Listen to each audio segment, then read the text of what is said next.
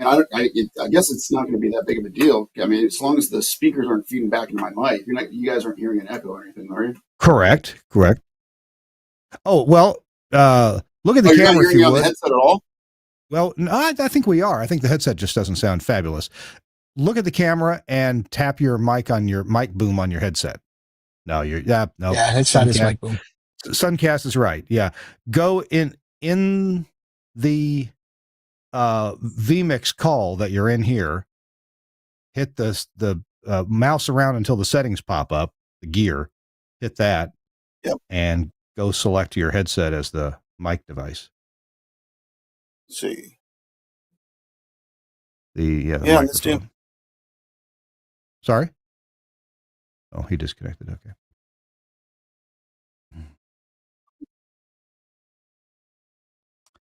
That could be right. Although he has used that headset in the past.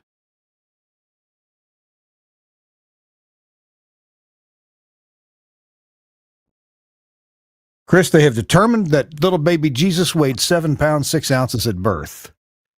That was determined by a weigh in a manger. Oh my gosh. This is brutal. No, it's not. It's fun. Yeah, exactly. Fine. What the hell is going on? Seriously. Maybe your headset doesn't work. That's what I made sure it was charged.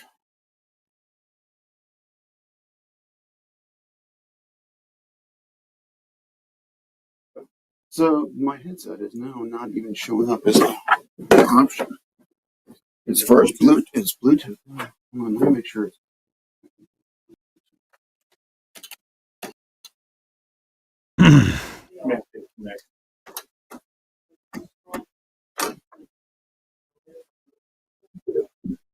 It's this sucker. Yeah, that's it. Isn't that it? Let's see if this is it. Well, Jeff is a very professional engineer. I'm sure he will figure it out just after he goes through You all guys the are things just getting me at the end of the day, is all. That it can't be. What? Oh yeah, I know that feeling. That did not work. Chris, I used to have a college fund, but I spent it on a boat. No, it's not I call it my scholarship.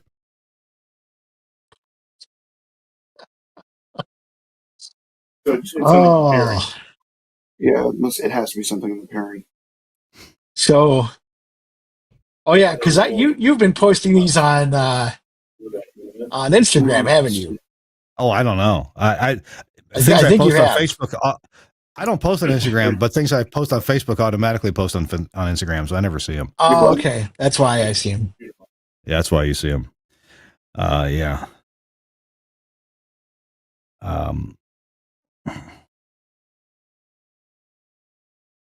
Oh, I don't know what. Hey-oh. How come you should have played the drum for that? Chris, I bought a horse, and my friend asked if I was going to race him. I said, "No way! He's way faster than me."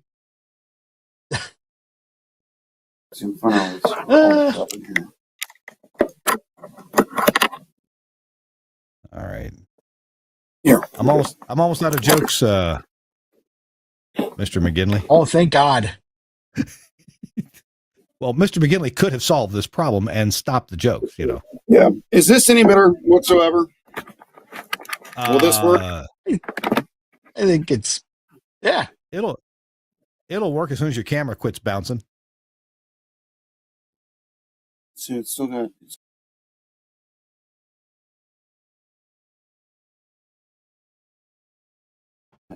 Canceling the speakerphone. Okay. All right. Is that any better? Yeah. Well, it's audible. It's not a broadcast quality mic, but it'll do. But we're not broadcast quality Well, people, I don't know so what that's okay. I mean, this thing isn't pairing correctly. So, I mean, like, I can either sit here and screw with it for another 10 minutes or we can get going. So, leave it up to you. I think it's fine. I think it's fine. Just stay close to your mic so we have less room bounce and more Jeff McGinley. I will do my best. Good. Actually, when you're close to the mic, it sounds okay. Okay. Well, I will stay right here. How about that? Yeah, stay close to the mic. Lean in, and let us hear your golden tones. I'm sharing.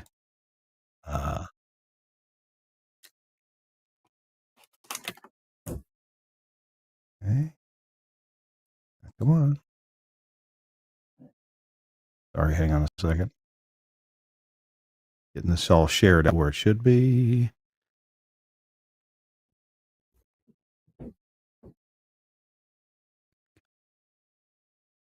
Is this going to, gosh, Facebook?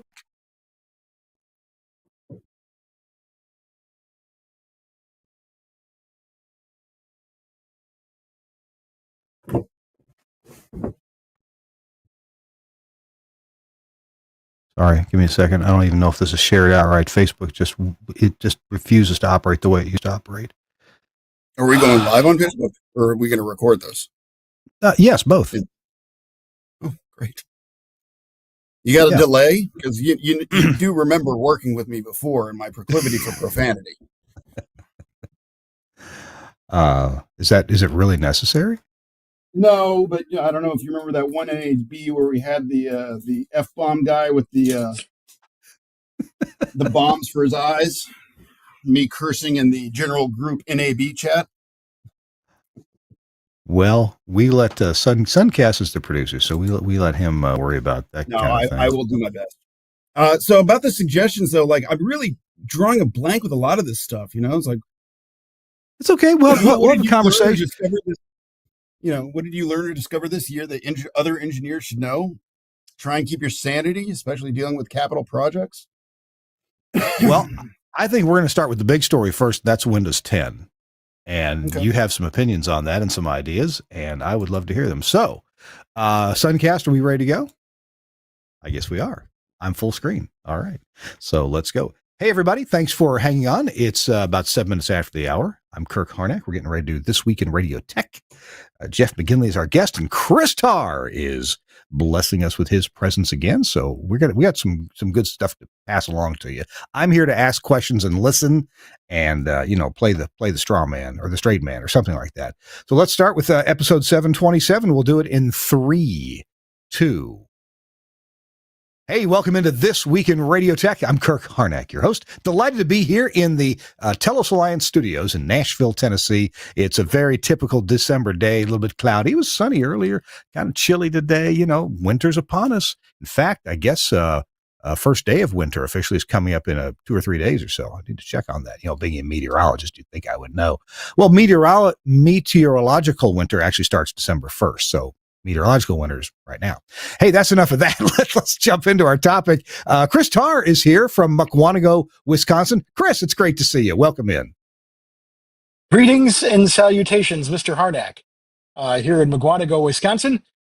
Finally snowing. It hasn't snowed at all, really. So I'm looking out the window here, and it's white. It's just amazing. Is it real? How much snow do you think is on the ground? Oh, not much. It's a dusting. Okay. We got a dusting here. I think, while I was in Hawaii, so about 2.5 weeks ago, we got a dusting of snow here, but it was gone in 30 minutes. That was it. Of course it was. And nobody knew how to drive, and it was, I'm sure, a big mess.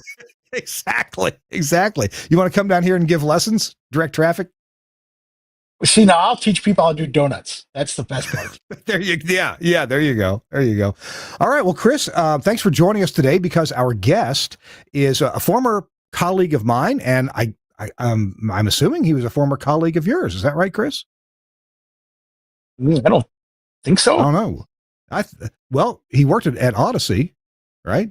Yeah, but I think I might have been gone by then. Oh, you passed it 2 ships in the night. Yeah, I think so. Well, let's bring him in from Birmingham, Alabama. One of my favorite engineers because he's so darn smart, and that's Jeff McGinley. Hey, Jeff, welcome in. Good to see you. Hi, Mr. Harnack. Before we get started on everything, I do have a slight bone to pick with you.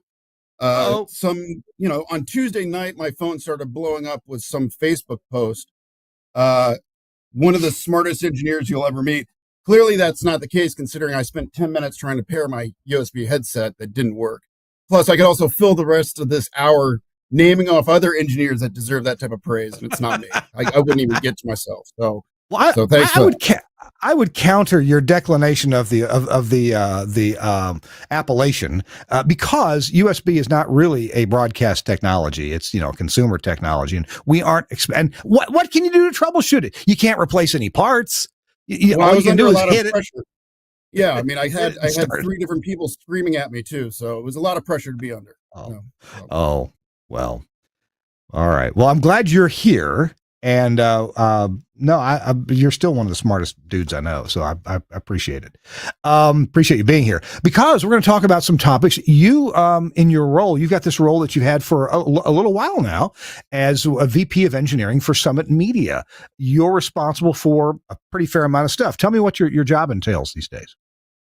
Well, we've got 9 markets and about 40 some odd stations around the country, mainly based in the Southeast. Our outlier is in Honolulu, so it's kind of nice to get to go over there every now and again for work, as it would be.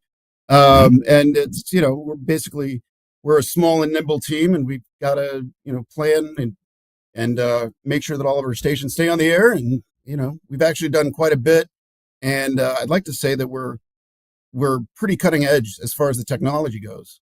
Thankfully, the guys here at Summit they really embrace, all the new stuff, and they like to be on the bleeding edge. So it's been a lot of fun.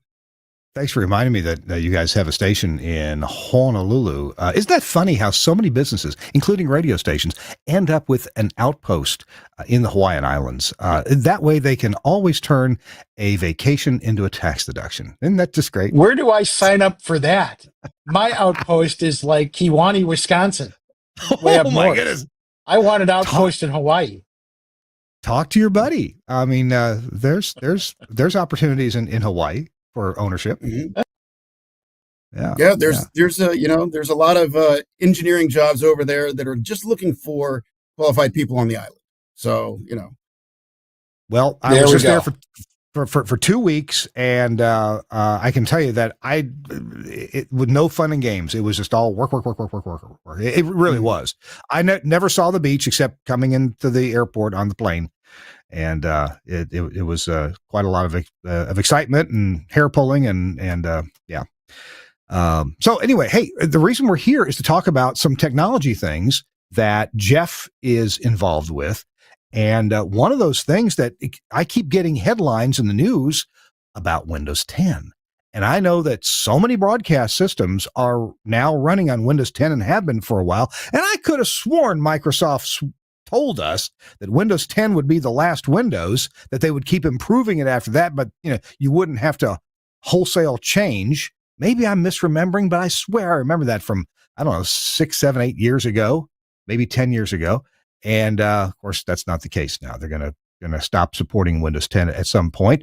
And Jeff, you have some thoughts on Windows 10 systems in broadcast and what we might, as engineers, what we might do. What machines do we have to update? Which ones may we not choose to update? Are there any alternatives? Is it time to buy some new hardware anyway? I'm sure the manufacturers love this. So kind of set this up for us and tell us what your thoughts and maybe your company's own thoughts on Windows 10 progression to 11. Well, October 14th of next year is technically the date where they have said that they're going to end all support for Windows 10. If anything, like the previous versions of the operating systems, they're going to probably push that a few months to give people a little bit more time as we get closer to the date. But that's something that everybody needs to start planning for, because Windows 10 is easily the most popular operating system that's on most desktops, laptops, automation system client computers. And, it's October's going to be here before you know it. I mean, I was reading through the Radio World year in review today, and just remembered that there was that 200-foot AM tower here about a half hour away in Alabama that was stolen. I thought it was, a few months ago. Turns out that was in February. So October of next year is going to be here before you know it. So now is really the time to try and plot this out.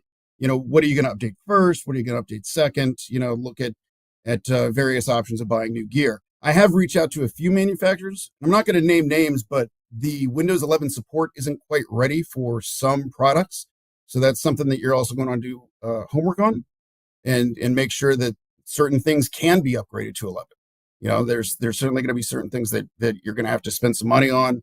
And obviously smaller companies or people with, not the biggest budget are going to have to plan appropriately as to when they're going to, acquire that new hardware, how they're going to deploy it, everything like that.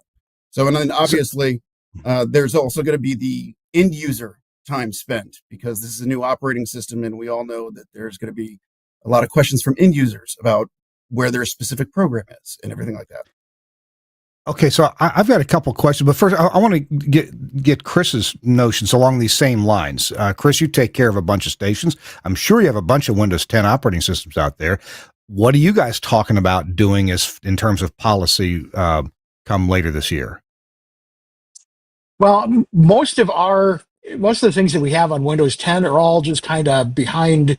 They don't touch the internet. They're behind our firewalls.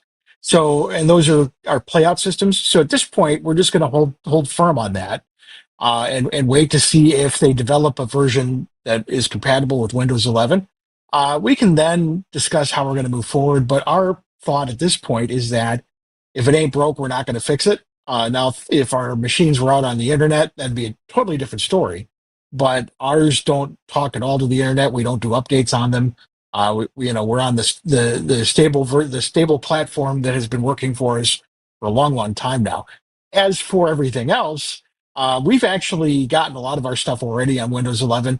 We've done a lot of upgrades in the past year and a half, and I've just always made sure that whatever we got was running 11. So, it's not as bad for us, in terms of just everyday machines. We will have to address the playout machines at some point, but, we've kind of taken a more wait and see. And if for some reason, there's an easy upgrade path, then that's what we'll do. All of our hardware can handle it. So that's not really an issue. Gotcha. So it seems like back a few years ago, when we were supposed to be moving to Windows 10 and Microsoft was really pushing that, you could do it for free for the longest time, that so many companies just hung on to Windows 7 probably. I think I still maybe have one PC that's running Windows 7. It's a PC that I don't care about much. Maybe I should. I don't know. It is on the internet, but nobody browses with it, but it's sitting there, running a couple of apps that touch other things inside the LAN.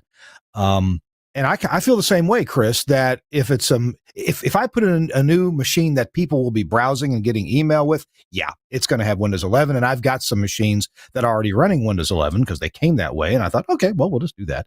I'll get familiar with it. And then if some machines can be upgraded to Windows 11, and we'll go ahead and do that if it's not an on-air production machine involved with on-air operations. If it's a salesperson, front desk, accounting, yeah, we'll update those because we don't run any software on those machines that might be questionable.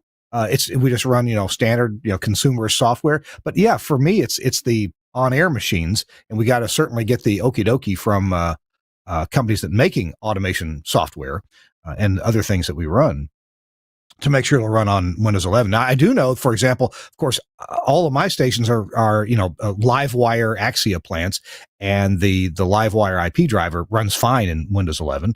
And so I've got a couple machines where that's running. I guess, Jeff, you guys at Summit Media, I don't know, are you under any public rules where it would not be proper at all for you to run an unsupported operating system? Do you have to transition due to any public ownership rules? No, because we're private. So we don't have any of the public ownership rules. And to Chris's point, the one thing I would say that inside of a station, we obviously we've got the best VP of IT, and he has got us locked down and safe inside the firewalls. But the vast majority of our users have laptops. And I can't exactly, say what type of security or firewall or whatever they've got at home that they could very likely get infected and then bring it back inside the firewall that way once they reconnect to the network here. So if it's a machine that just lives on the network behind a firewall, yeah, I mean, we could probably wait a little bit and take a little bit more time. But for somebody, I would be a little bit more concerned that somebody would go home, get something, and then bring it in, right? So that's kind of where I think the push to go more of a 11, make sure everything's patched. And we do run patches on all of our automation systems. We're up to date on everything. So for us, it's going to be one of those things where we're definitely going to take much more of an active role in upgrading everything to 11. Now there is the installation assistant as well, and that makes things very easy for the upgrade path from 10 to 11. And that will actually include a PC health check that will verify, that the hardware can be upgraded to 11. There's certain, systems out there that might not be too old, but they still wouldn't be able to run 11. And by using the installation assistant, you can actually check that before you start the installation process. And it'll give you, yes, you're okay, you're good to go, or sorry, this isn't going to work. I'm wondering about under Windows 11, what is networking like in terms of network shares? That's one of the things that scares me. I'm only kind of sort of good at network shares. I'm afraid that, okay, we'll put in Windows 11, we'll reinstall software that needs to get reinstalled, and then I may find out I don't know how to do this in Windows 11, whatever it may be. Jeff, do you have any thoughts on my fear about that? Well, so if it's a server operating system, this doesn't really come into play. So if you're doing like a network share on a server, that's this upgrade to 11 really isn't going to, change that. I've done network shares from computer to computer on 11. It's the exact same as 10. You can right click, go into the property, share, security. It's the exact same. You will definitely have no problem doing that. Okay. Now, when I upgrade from 10 to 11, does that necessarily blow off all my software? Do I need to reinstall everything after I've upgraded to 11? You shouldn't have to, but then again, you're going to want to make sure that the software that you've got is compatible with 11 before you upgrade to it, right? Yeah. There are some things that we have found that aren't going to be, or at least they're not ready yet to run on 11. So before you upgrade, just make sure. I mean, if it's something like a Microsoft Office suite or something like that, obviously that's going to be fine. That's going to transfer. But, I would just check, and especially if it's a third-party vendor piece of software, just shoot their support department an email. Hey, has there been any Windows 11 compatibility testing? Is there anything I should know about before I, start on the install? Anything like that. Chris, on that same topic, you upgrade a computer to 11. Do you find that programs tend to stay in place, or is it time to reinstall everything you really need? No, I find for the most part it carries over. Now I'm one of those guys. I'm being a tech junkie. I typically do clean installs just because I don't like to have the remnants lying around when you install a new operating system. I like to just start over clean. But in most cases, I've found in the computers we've done, most everything at this point, transfers over just fine because it's not a completely new infrastructure. So it was just like going from 7 to 10 and everything else. There's going to be a few things that are going to be buggy, but so far I haven't run into anything, especially since 11's been around for a while now. Most everybody has updated their software to be compatible. Okay. All right.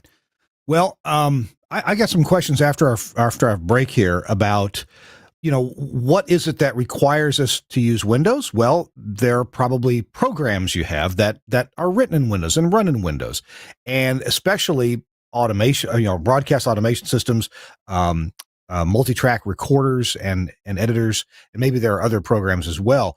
But I want to ask about alternatives to that. And one way, if more and more of your station's systems, especially sales and administrative systems, are web-based or at least browser-based, then it kind of doesn't matter anymore. You could deploy Linux machines or Chrome OS.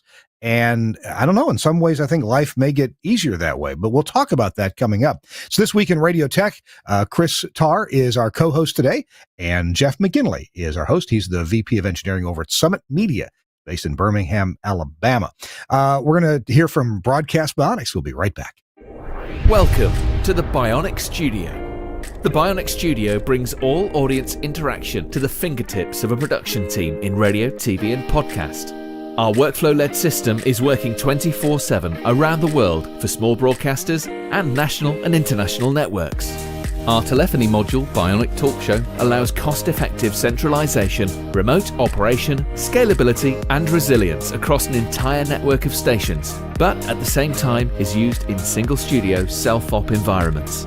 Social media curation and activity is now considered a broadcast-critical part of programming. Bionic Social means the studio isn't overwhelmed with a wall of interaction from an ever-growing number of social platforms. We combine SMS, MMS, and email together with a speech-to-text service for listeners using smart speakers.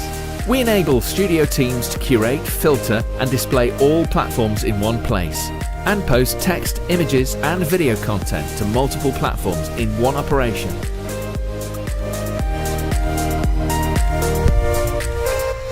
Effortless collection of video content with Bionic Director has helped position some of the world's most successful stations as leaders in viral content, generating appointments to listen and free marketing via retweets and shares. Bionic Contest enables end-to-end tracking of on-air competitions, live reads, and prizes. These could be on-air contests, automated SMS entry, or online. Anywhere, and Skype TX for Radio brings high-quality audio and video contribution into the studio with ease. No need for dedicated PCs to run different applications. Everything is controlled within the Bionic Studio UI, and incoming connections are visible to users along with all other platforms. Our codec integration enables connection, algorithm configuration, and directory to a wide range of IP and ISDN codecs. The Bionic Studio, a unique suite of products designed to enable your talent to work smarter.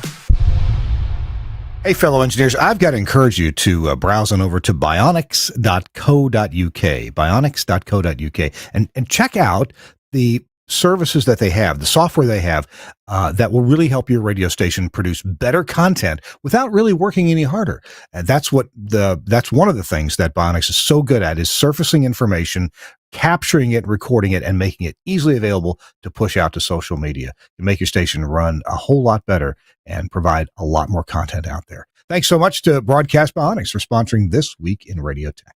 I'm Kirk Harnack. Chris Tarr is along, and Jeff McGinley is along. We're talking about this forced upgrade from Windows 10 to Windows 11. How forced is it? And what's going to be involved? I was just reading, Jeff and Chris, that the upgrade from 10 to 11 is free. There's no cost for that if you've got Windows 10, a license for Windows 10. So I got some computers that I don't think we ever activated. And so the Windows 10 was never paid for. And down in the corner, it says, activate Windows. And yet the computer works fine. It always has. I wonder, can I upgrade to Windows 11 without having a paid Windows 10? Any idea? Give it a shot. Give it a shot. Yeah, I know. I mean, I don't think you have any issue. It probably would upgrade and run for a bit until Microsoft gets a little bit smarter about that. But there are certainly computers I've seen around that have been asking for activation for Windows for quite some time. So I bet you'd be able to upgrade it. It's just how long is it going to be able to run for? Gotcha. Well, I'm always told that, well, hey, they're gathering and selling your telemetry. I don't know how true that is, but seems like it probably everybody else is. So do I need to pay them to gather my telemetry and sell that? So this notion of more and more things we do being browser based. So for example, my full-time job at Telos Alliance, we are totally in the Google Workspace world. So we don't need Word, we don't need PowerPoint, we don't need Excel. All those things are available in our browsers on any computer, doesn't matter the operating system. Do you find, Jeff, that more of your things that you need to run your broadcast facilities are running browser-based? Absolutely. Traffic scheduling, our music scheduling, that's all browser-based. Our remote voice trackers, we use RCS Zeta, so Zeta to go. It's browser-based. It's not an installed app. So there is a number of different things that are basically just going browser based for almost everything. So, and it makes things very easy. Even the Zeta Cloud, our disaster recovery software, that's all browser based as well. And I mean, you could put the entire radio station in the cloud at this point. Interesting. Chris, how about you? What are you guys experiencing in terms of browser usage to get your job done? Well, like you, we use Google Workspace for corporate stuff. We use Simian, so we still use regular program software to do voice tracking and things. But what we've done is something a little different because we're completely remote. So we only have, I think, 2 locations where we have live on air stuff live. Everything else is tracked locally. And that's one of the reasons is it just it makes IT easier to handle when you're dealing with that. But one of the things that we do is we have what's called a scrubber. So all of our on-air machines you can't touch through the internet, but what you can do is transfer files through an intermediary. So we have a machine that gathers those files, and that machine obviously is always updated and patched and running antivirus and things like that. But then it only transfers certain types of files to the other machines on the network, and only through certain ports are allowed to connect through. It's not actually a network share. So that's one of the things we can do. Our traffic is on the cloud, and all of our music is, all of our music library and everything is actually AWS. So, we don't really store. I have a small file server, but it's really more for just, keeping stuff handy. And I do have malware scanning and A/B scanning on that, but we don't really have any kind of big file servers or anything else. Everything now is either Google or AWS. And then, the few things that do require, network transferring is usually all done very strictly through a firewall, crossing between networks and only allowing certain types of things to go back and forth. Wow, that's interesting. I'd like to understand more about that. Maybe we can do a show about that in the future. Yeah, you mentioned voice tracking, Jeff, and all of our stations are using Playout 1, and so yeah, the voice tracking that is on that is browser based as well. It's amazing what the browser can do these days. My employer, Telos Alliance, I mean, you can just do almost everything through a browser, and the response time. It's amazing the data that can pass back and forth so quickly. That you can have really accurate meters and faders that even feel nice and listen to audio with WebRTC and have that be very low delay where it's actually quite usable. So of course there's a back end where that stuff is running on Windows machines at our radio station. Maybe in the future that those would be I don't know. They might be running in a cloud somewhere. In fact, I suspect that'll be the case at some point. I want to pivot and talk about a topic, Jeff, that's been near and dear to your heart, and that is some newer audio processing from your former employer, my employer, Telos Alliance, and how you've also implemented some software from RCS that handles your RDS data and, importantly, your pad on HD. And oh my goodness, it's so refreshing to dial up a radio station that has good informational, quick responding and accurate RDS data, or if you're listening to the HD, the pad data. So you get a nice display. And our Hawaii stations, we made extra sure to get that done, and it is. Jeff, tell me about what you've been working on with audio processing and with this metadata for the last year or so. So it's pretty exciting because at the beginning of this year, like literally the very beginning of this year, we flipped a light switch and we went away from our old streaming encoder devices, and we deployed and changed all of our stations all at once over to Forza with Zipstream. And we had Paul Kriegler of the Omnia tune-up fame. He dialed in and helped us tune up each one of the formats.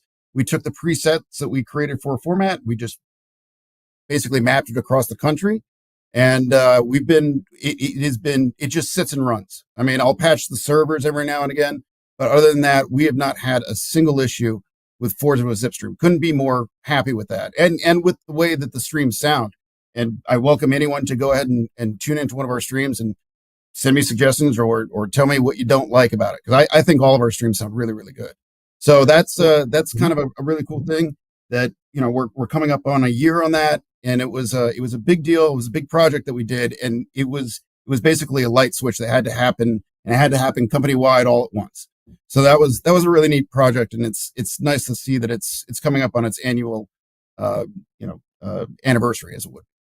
The other thing is that the other big project that we really kind of took on this year was RCS has developed a new RDS and pad encoding software called Audio Display. And we also put that on all of our stations because we don't do anything kind of half-assed. Apparently, we've got to do it all at once. So we flipped over all of our encoding to Audio Display, and we've been working with RCS and getting it all down and making sure that it runs correctly. And it is something else. It really is. It's great. So the RDS is quick and zippy. We can get into the config on the back end, which is also hosted and done everything on the browser. And then, any pad station, any of our HD stations, we've got station logos, album art. We've been able to delay the album art to catch up with a song. So basically, you're not going to see the album art flip on and then the song comes on 15 seconds later, 20 seconds later. RCS has given us a delay in both RDS and pad for that. And it's been a big project, but we're fine. It's humming along as well. So those were two really big projects as far as streaming and encoding goes with the metadata that we took on this year, and we've conquered that sucker. So I'm glad to see 2024 end with those two big projects in the books. Interesting. Chris, what's been your company's approach to RDS? Do you really work hard to get it on every station? Absolutely. And that wasn't always the case. When I first started, we had, a couple of stations that had it, and that was about it. And I went through a process where I rolled it out to all of our stations. Now, we're doing it, we're a small group, so, we don't have, the wherewithal to do like a jump to go or anything else. So we're using a combination of things. We're generally, all of our non-HD stations, we use Magic RDS, and I have that running on a couple of virtual servers, virtual machines. And then for the stations that do HD, we're doing Center Stage, and that allows us to do the album art and everything else. But one of the things I did do is move all of that stuff into our data center. Originally, where we did have RDS, it was running on individual machines, or a lot like our streaming and everything else. It was all kind of scattered. So with Magic RDS, I have those all running on one or two instances for the entire group. And that way I can monitor and make sure that everything is consistent from station to station. With our streaming, we use wide orbit streaming, and we can send metadata to there. And that's, we can control the formatting with that. And those are just running on low power, small desktop machines. I use Stereo Tool for the processing. So that seems to work out really, really well. But yeah, metadata is so important. And not only that, but, keeping it consistent.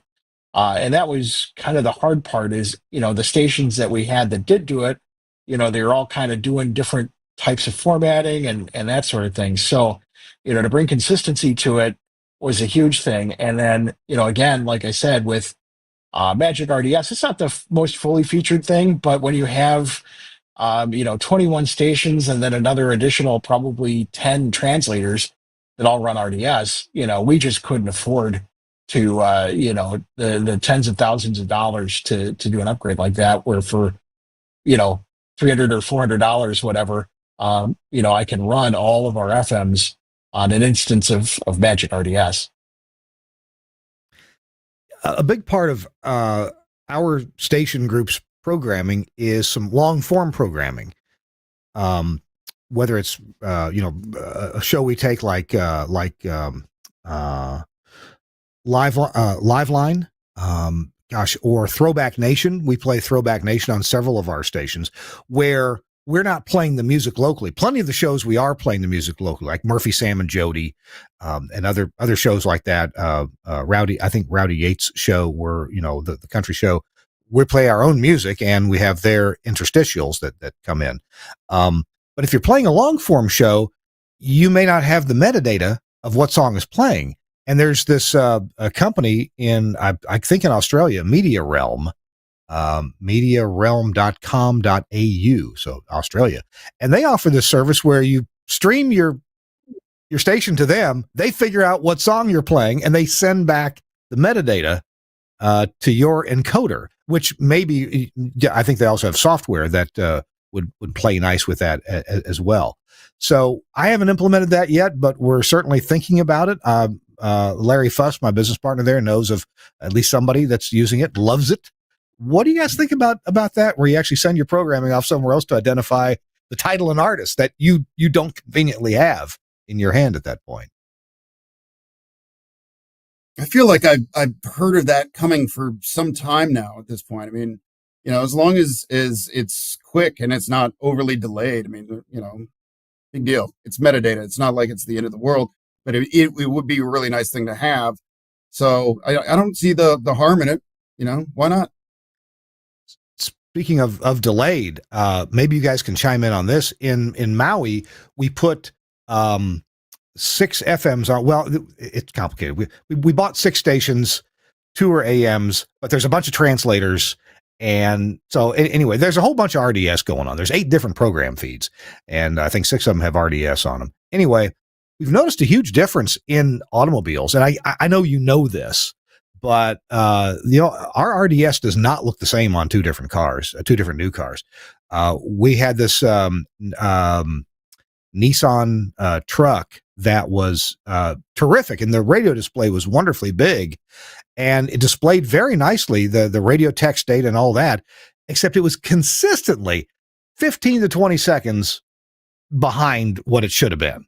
Whereas the station bought a little Kia car, and its display updated much more quickly to show us title and artist. But in several of the fields where there was a space between 2 words, the car would insert an underscore. We weren't transmitting the underscore, and the car would do it. And Larry's looking at the car thinking, Kirk, get that underscore out of there. I said, Larry, there's no underscore in there. You can go look. We're not transmitting an underscore. Your thoughts, gentlemen, on different car radios, and what do you do to verify it's working right? We have a couple of Innovonics receivers, which are great because they show us presumably exactly what we're sending. Jeff, you have go ahead. Let me jump in real quick. One of the issues we have is we're not following a spec. We're breaking it. We're making RDS do what it's not supposed to do. So, as we like to joke, the great thing about standards is there's plenty to choose from. And, when they build these things, they're not, there's a spec, and I'm sure they build it to spec, but we're throwing things at it that they weren't expecting or that they weren't planning on seeing. And I run into that too. And I had to do a lot of education with our other stakeholders to say, listen, that's going to happen. You're going to see different things on different cars, and here's why. And unfortunately, there's not a lot we can do. Now I do, like you, I have in all of my markets, I have Innovonics receivers where I can log in and check RDS, and those work really well, and they play well with what we're doing. But we have cars that don't, when you're sending the radio text, it doesn't scroll all the way through, or on the 8-character display, it doesn't rotate. And all of that is, really that it was never meant to have dynamic data, and we're just tricking it to do that. So it doesn't surprise me too much that it doesn't work, in every car. Good point. Jeff, how about you? One of the things we've fought in higher end automobiles is that certain companies will cache like a station logo. And instead of the radio reaching out to, the transmitter or whoever is actually sending out the data, what it's doing is it's going to an intermediary site and it's pulling the cached logo. And we've actually had instances where we have flipped formats and then, uploaded different logos. and somebody will turn on their car and, hey, look, it's not the right format. It's not the right logo. Look, we're doing everything we can on our part, but that's the radio that is in this manufacturer that the car manufacturer chose. There's not much we can do in that situation. It's just hope that they will rescan and pull the updated logo at some point and start pushing it out. So that's one of the other fun things that we found. And I feel completely helpless whenever we get a report like that. There's nothing really I can do to fix it. It's just one of those things that, you kind of try and explain it, but eventually it'll get caught up. So we're just going to have to wait and see when that happens. Yeah. I know some of that myself in Hawaii, that an old logo was showing up. Yeah. Hey, we got more to talk about. We're talking with Chris Tarr and with Jeff McGinley about, some current engineering topics. We talked about Windows 10 and having to move to 11, RDS and pad data. And we got more to chat about as well. I love getting Jeff's ideas and bouncing those off Chris too, about hot engineering topics, things that are affecting their lives and what they've been working on. I'm Kirk Harnack. It's This Week in Radio Tech. And Chris Tarr, this message is for you. I was talking to Mike Dosh, Catfish from Angry Audio, and Mike specifically asked me to ask you to talk about mic processing from Angry Audio. He loves what you have to say about it, and so he'd love to hear you talk about it. So, unfortunately, I'm not using. Go ahead. Yeah. I'm not using the microphone that I normally use that does have the processing on it, so I'm going to have to wing it. I love my Angry Audio processor. I bought a Rebel, which is meant for the RE20. There's two different models of mic processors from Angry Audio. There's the Smooth, and the SM stands for SM7. So you can use an SM7 or an SM5. The Rebel is for the RE20. And this thing makes you sound so big. I've been looking for this sound forever and could not recreate it on, the different processors that I have, like the 528E and the 286S. I've just not had a good time getting that sound that I've wanted. However, the Chameleon Rebel has done that. And it's amazing because it's so simple and so straightforward. If you see there's that front cover, you pull that off and you only have a couple of adjustments. The reason why is that when they designed this, Corny designed the inside, the software and the algorithm tailored to that particular microphone and that particular microphone's characteristics. So there's no need to have a whole bunch of different items to tweak because it's already been kind of pre-tweaked to handle the microphone that you've plugged into it. So you only have a couple of controls, a drive, you have a couple of limited, low and high end connections, and then something called, like they call it the room size. And it's like a gate, but it doesn't function like a normal gate. It literally makes the sound of your room change, bigger, smaller, and it does work. It functions like a gate, but it's not like any gate I've ever used. So, again, it's so simple to use, so simple. Right out of the box, even before you make adjustments, it sounds great. And then when you take a few minutes to actually dial it in, it sounds really good. You can see the front panel there. And the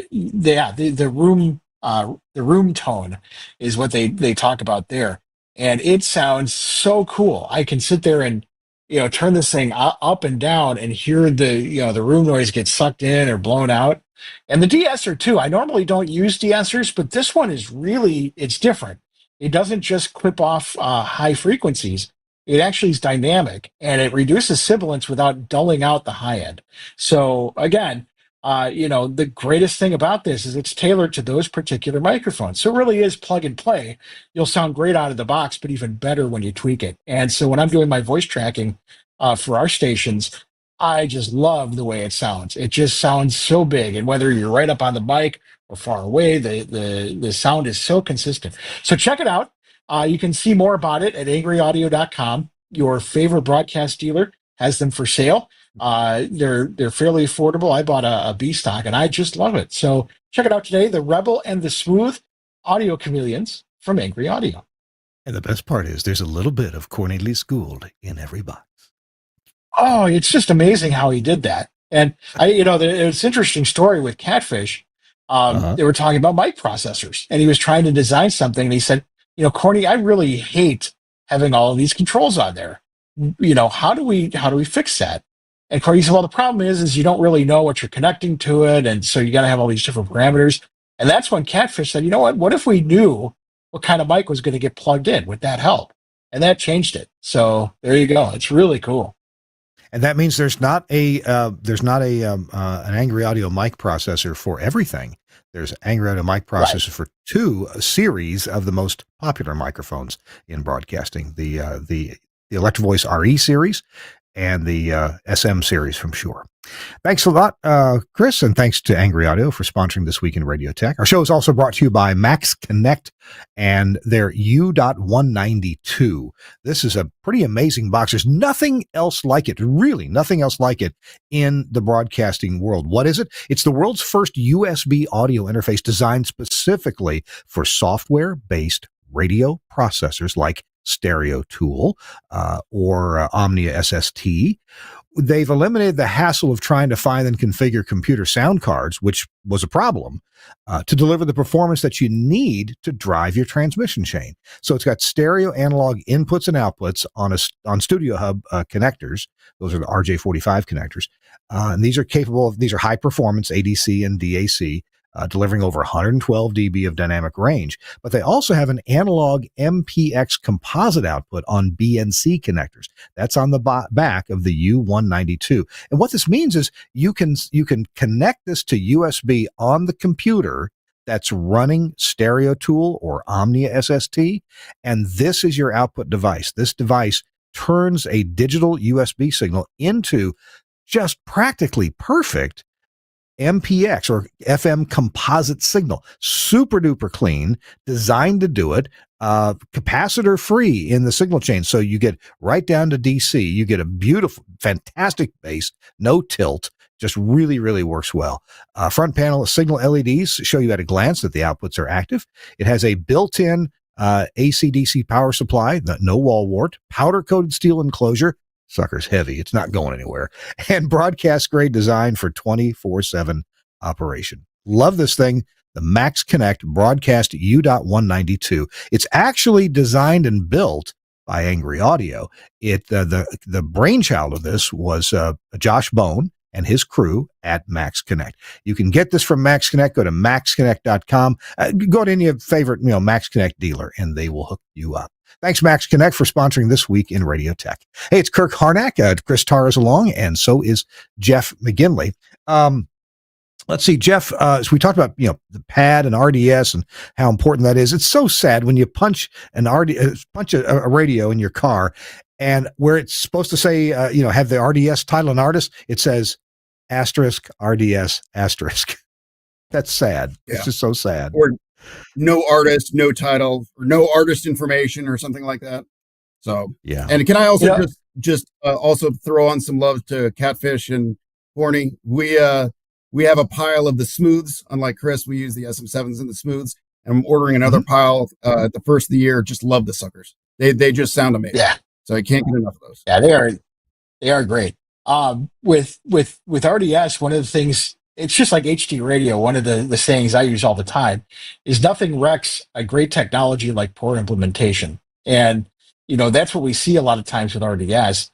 And what's bad from a business perspective is that, with the infotainment systems now, that's why radio does not get a lot of love from these car manufacturers, because, you put on Spotify or you put on, satellite radio, or you whatever you have, and you get this beautiful information, all this title and artist and artwork and everything else. And then, they turn on the radio and you see a frequency, and that's it. And so, it's really imperative that we get on this bandwagon and we do everything we can to make inroads into the connected car, because, again, it's the car manufacturers are like, well, there's nothing sexy about this. We hit the button for FM and it says 103.3 and that's it. So, there's no reason not to do RDS anymore, even if you want to do the very basics, you can get Pura, that Russian company. They have really inexpensive encoders that work well, and set them up. Learn how to set them up and do it properly. There's a little bit of a curve if you've never done it before, but you got to do it. I mean, that's just from an industry perspective. We need to be better with HD, with time alignment and everything else, and RDS to do these things correctly. Yep, absolutely agree. I want to move our subject a little bit more to something in the area that, well, both of you guys would actually be kind of expert in. Jeff, as VP of engineering for your company, you manage some other engineers, and you maybe you get an edict or maybe something that you've come up with at the corporate level that your field engineers need to come up to speed on. And Chris, same thing for you. And Chris, I don't know that if you have some colleagues that you work with in engineering, but there are things that you need to learn, for yourself for the stations you take care of. What is kind of on your radar for this coming year, 2025, that either you're up to speed on, but you need to make sure your people are, or you need to get up to speed on? And I'm thinking of any technology that maybe is already out there, but we just haven't been implementing very well.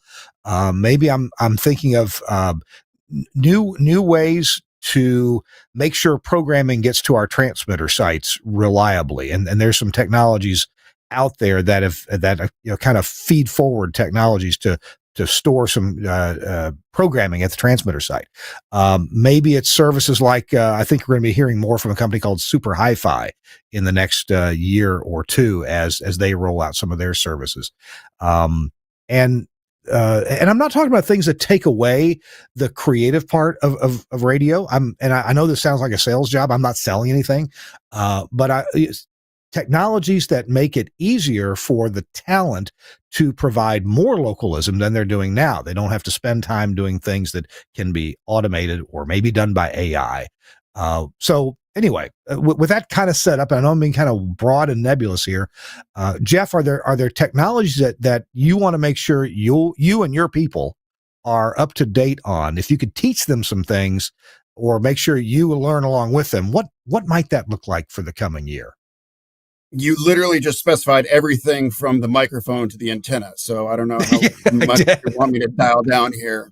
So one of the things you did mention, the audio transport from the studio to the transmitter site.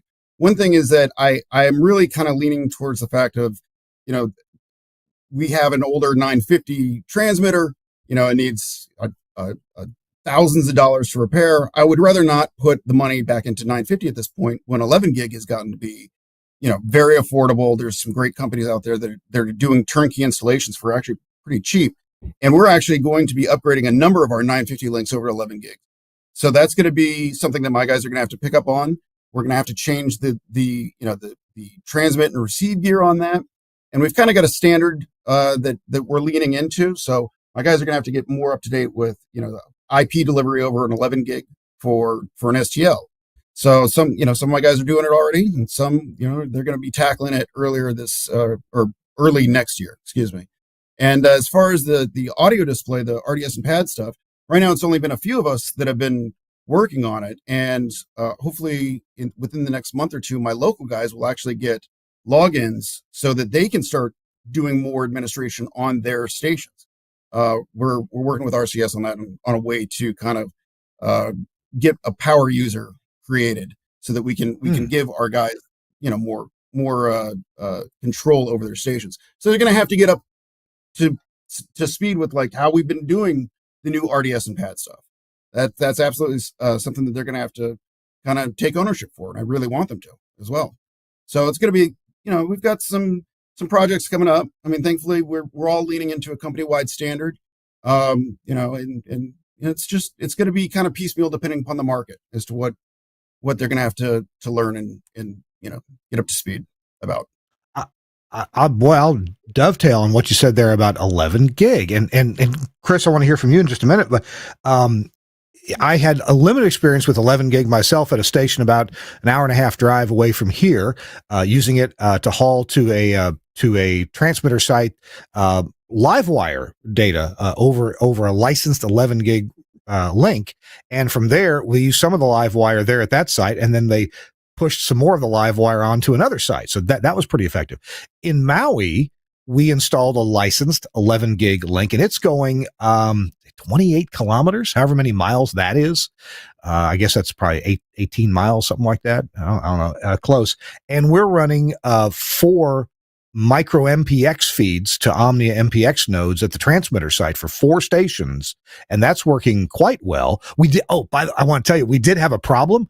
We described this last week. We had a terrible data starvation problem with the Omnia MPX nodes. They just kept not getting all the data they were supposed to, and yet the IP link was working fine.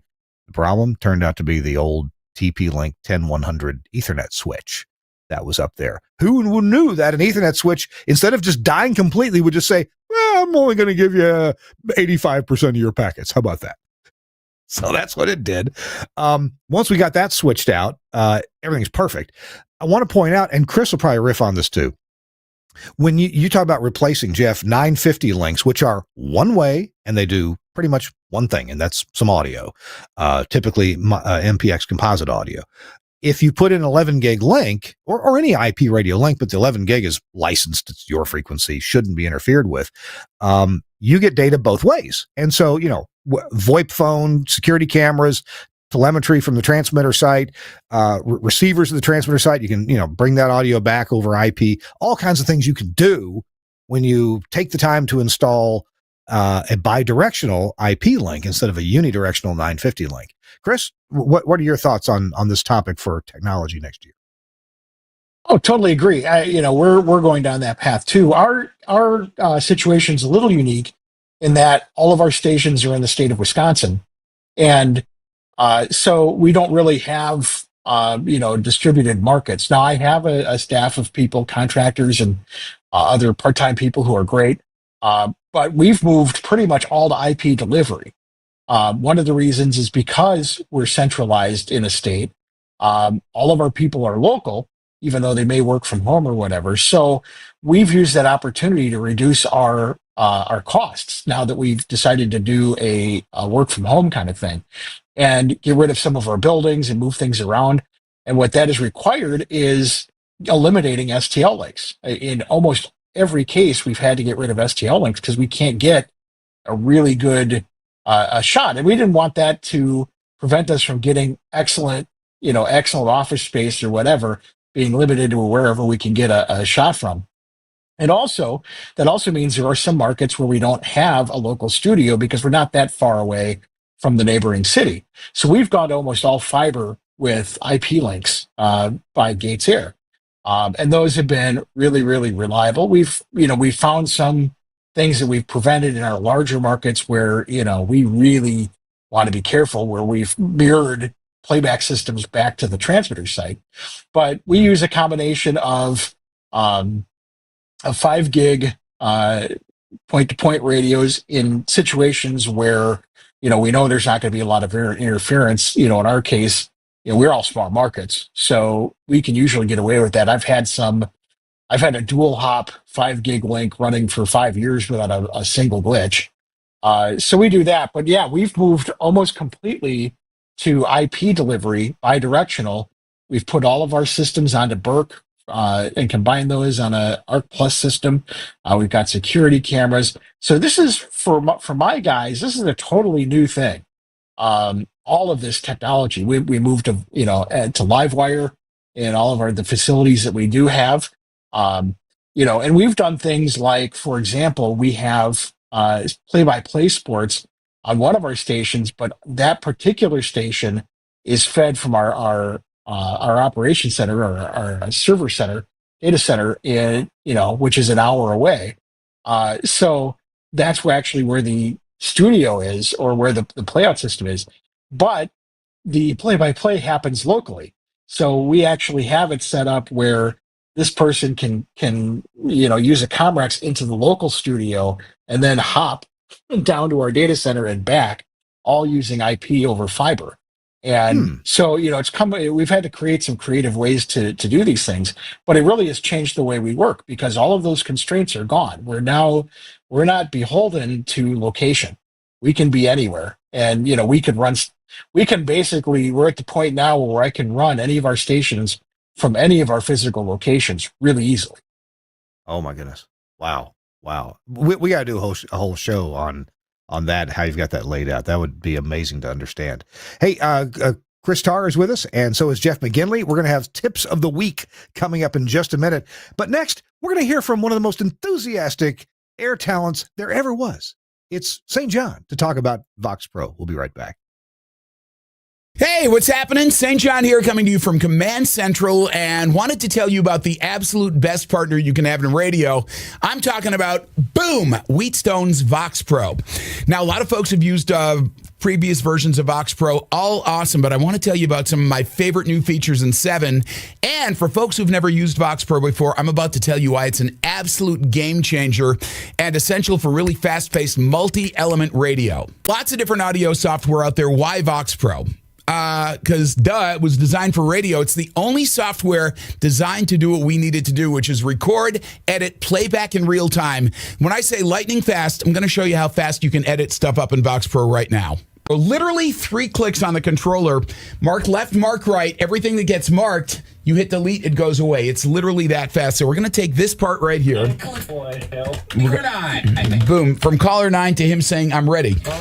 Ready for that secret sound. Boom. All of that stuff, hit delete, it goes away. Here's your edit. You are tackling secret sound, caller 9. I'm ready, St. John. So one of the best features of version 7, this is awesome. It's effects macros, and you can literally put a chain of effects together so that instead of having to normalize a phone bit and then use noise reduction on it and EQ it and all that, you can literally build a chain. One button, this one's called call right here. I just click that. All of those processes happen instantaneously. Literally saves 80% of your editing and cleanup time. Final thing that I love about Vox Pro, and there's so much more to get into, but one of my favorite things, you can load it on a laptop. I've literally done my show from a hotel room in Armenia to the conference room at, this was fun, jury duty. Great thing, no one could tell the difference. Vox Pro makes it totally easy. Telling you, if you're looking for the best on-air partner, call my friends at Wheatstone, ask them about Vox Pro, and you will be glad you did. And actually, to get Vox Pro, you need to get it from a dealer. And so you can call Broadcasters General Store at 352-622-7700 or go to their website at bgs.cc for Broadcasters General Store. Merry Christmas from everybody, especially Jessica and Jonathan and just everybody at Broadcasters General Store. And I really thank them for their sponsorship of This Week in Radio Tech. Good folks, call them, go to their website. Love those guys. All right, it's time for a tip of the week. And since I didn't warn Jeff about this, let's hit up Chris Tarr first with a tip of the week. Chris, can you help us out? Oh, sure. So, as I mentioned before, I have a lot of contract engineers and part-time people, and we have a lot of transmitter sites. So I've started putting checklists on the door as you walk out, doing things such as, hey, is the transmitter in remote? Did you check the air pressure of the line? Have you, gone out to the base and make sure? So there's a whole list of to-dos as you walk out the door. And I just laminated it, stuck it on the door, and I use that as a reminder to people. And then, of course, we have the maintenance log that you sign when you come and go. But you'd be surprised how just that little simple sheet catches your attention walking out the door and reminds people that, there are some simple things that we want to do every time we go to a site, no matter what. So, cheap and easy, and just a really nice little simple thing to do. That sure is. I love that idea. And you know what? Heard that before, and I need to implement that. It's good for other things, too. My son, Michael, has been staying here at my house all this week, and so I've been taking him to school early in the morning. And, every morning it's, Michael, did you brush your teeth? Did you brush your hair? Do you have your backpack? Are you wearing shoes? You wearing underwear? Or is this commando day? And it'd be so much easier if just put on his bedroom door, right next to the door. So as he walks out, he can see that. Michael, did you look at your checklist today? That's a great idea. All right. In Hawaii, we walked away from Mount Haleakala one day, and the transmitters were in local. So we fixed that a couple days later. It's quite a ride. All right, Jeff McGinley, real quick, do you have a tip of the week for something you'd like to pass along? Some knowledge, wisdom, maybe? I've got something that I think all of us kind of just overlook, and it's something that I've become a lot more diligent about checking out. But, once a week, maybe twice a week, check in on your satellite receivers, be it an XDS, a Wegner, or something like that. Make sure that you're still locked on the bird. Make sure that the RF level is still high. We have had multiple times where we lost the bird and we flipped over to internet only mode on a couple of receivers, which, it can stutter. There's not really any buffering for it, and certainly has affected satellite shows. So every now and again, once, twice a week, check on your satellite receivers, make sure you still got a lock and that your RF level is good. That's my tip. That is a great tip. Are there any satellite receivers that you can program to warn you that they're not Probably really good? relays and closures. Yeah. I mean, there probably is the loss of that, but I haven't looked into it. So I need to look through that new Wegner eye pump that a lot of stations have implemented in the last 2 years or so. I'm thinking that one's pretty sophisticated. It might have some warning in there. You make a great point. And of course, satellite being kind of a one-way deal, although the satellite operators can look into your receiver remotely, I don't know if they do or not. We're at two different stations. We're affiliates of Liveline, the John Garabedian show that he owns, that with Mason Kelter as the host. Great show. Love the music they're playing, and Mason's just, what a talent he is. But they actually check over the internet on all their affiliates' computers to make sure they're receiving good to go. And if you got a problem, they'll send you an email. Hey, I'm not seeing your receiver online. But that's terrestrial distribution. But great point. Check your sat receivers for signal. Hey, you may have a wasp nest, building up in there, and come in one day and find you got an outage. Great advice. Gentlemen, thank you so much for being with us. Chris Tarr, appreciate you joining us from Mukwonago. It's good to see you. And Jeff McGinley from Birmingham, just down the road. It's dark outside. Be careful driving home, okay? Yeah. Okay. Well, Merry Christmas, everyone, and thanks for having me on, guys. Well, thank you so much. Yes, the next time we'll see you, everybody, will be after Christmas. Our guest next week is a programming coach and consultant, John Shambi. And John, he's a regular writer for Radio Inc. magazine. And he's going to talk to us about how programming changes in the next year may affect what engineers are doing, and how we as engineers can support the programming decisions that are being made by corporations and so forth. Let's see. Jeff, be sure you don't leave. Hang on for a minute. We're going to say thanks to Suncast for producing today's show, being the technical director and the producer. Really appreciate that. And we'll see you next week on This Week in Radio Tech. Bye-bye.